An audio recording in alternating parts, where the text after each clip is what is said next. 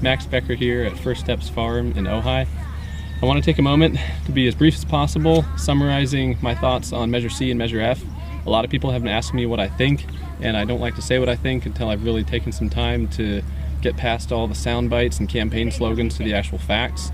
So I took some time to read the measures themselves and talk to people on both sides of the story: farmers, ranchers, landowners, advocates of Measure C and Measure F, the county supervisor. I talked to a lot of people, and I have a better idea now of which way I want to go. I'm going to say what I like about Measure F and what I don't like about Measure F, what I like about Measure C, what I don't like about Measure C, and then I'm going to say a little bit about what I think the real crux of the problem is here. First of all, what I like about Measure F is that it allows for more infrastructure on farms to be built in Ventura County. I think farming infrastructure is something which farms very much need in order to be profitable, in order to be viable, and Measure F allows for a little bit more of that, makes it a little easier. What I don't like about Measure F is that it doesn't stop there.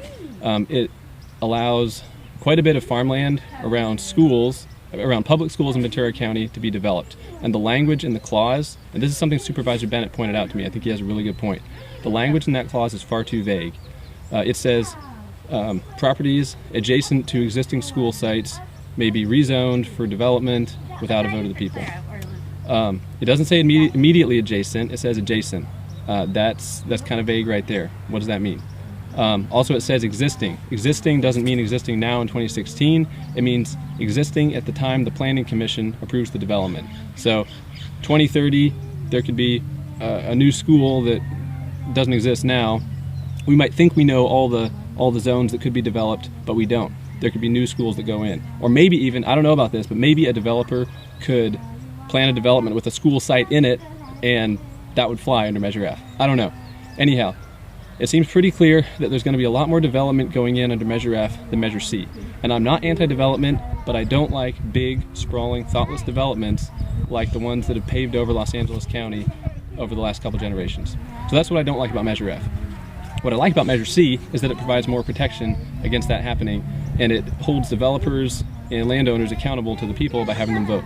Apparently there have been 11 developments voted on in the last 20 years of SOAR's existence, and I believe 6 of them were voted yes, were voted by the people to go forward. So it's not that development cannot happen under SOAR, it's just harder to get it done, and I don't think that's a bad thing when you see what happened in Los Angeles. That's what I like about Measure C. What I don't like about it is that I feel like it really does not address some of the needs of agriculture in Ventura County. I think freezing agricultural land as is, which is what it has a tendency to do, is not the best solution.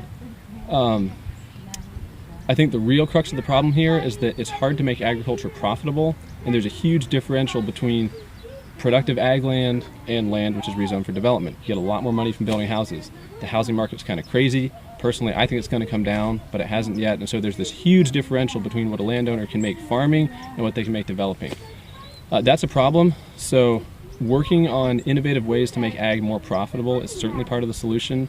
This is a long conversation out of the scope of this video, but I want to draw attention to one other problem which is we're going to have to face in the next 20 to 30 years, which is that the average age of farmers is about 60.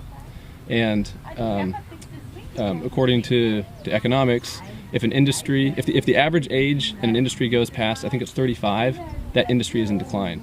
So it's pretty clear that agriculture is in decline, and that's why it's quote-unquote having to make way for development economically. That's a problem. So I'm 28. I've been farming for 3 years, but I'm kind of unusual. You know, I had a real passion and dream to farm, and I'm trying to make it happen here on leased land, but I have a lot of obstacles as a young person today starting to farm, and a lot of my peers do too.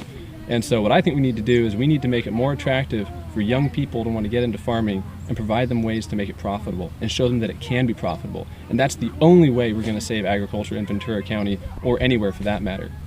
One way this could happen, and this leads to what I don't like about SOAR and Measure C and the general plan as it is now, is that I think it allows for too few developments going in a slow, sustainable way. And what I mean by that is take an 80-acre farm, 80-acre ranch, for example, the one we lease from. It's actually just under 80 acres.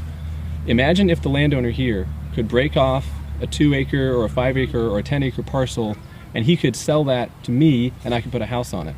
Then we'd have a new farmer living in Ventura County, living on his farm, farming this land. The land would stay in agricultural use. The landowner could keep the land, maybe pay the inheritance taxes once he has to do that from the money he gets selling that portion of it, and that land can stay in his family. So I think we need to explore innovative ways to allow landowners to break off parcels of their land and sell it to someone who's farming. There are a number of ways we could do this. Once again, out of the scope of this video, but it'd be fun to discuss it. It'd be fun to discuss how it could happen later. So those are my thoughts. I believe Measure F attempts to answer part of the problem of agricultural productivity, but I think it does so with a huge gaping loophole that will allow a lot of thoughtless production to pave over really good productive farmland in Ventura County, which is a precious commodity to be preserved. So unfortunately I cannot support Measure F. That's why I'm asking you to join me on November 8th in voting yes on Measure C and no on Measure F. Thanks, guys.